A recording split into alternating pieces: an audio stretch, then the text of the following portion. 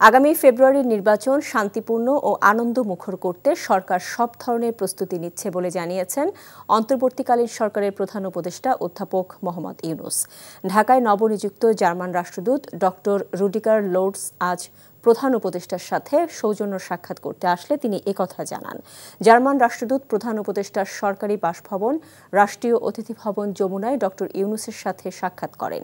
বাংলাদেশ ও জার্মানির বন্ধুত্বপূর্ণ সম্পর্ক আরও জোরদার করার বিষয়ে তারা দুজন গুরুত্ব আরোপ করেন। বাংলাদেশের জনগণ গণতান্ত্রিক প্রক্রিয়ায় আরও বেশি সম্পৃক্ত হচ্ছে, যা অত্যন্ত উৎসাহব্যঞ্জক বলে মন্তব্য করেন জার্মান কূটনীতিক।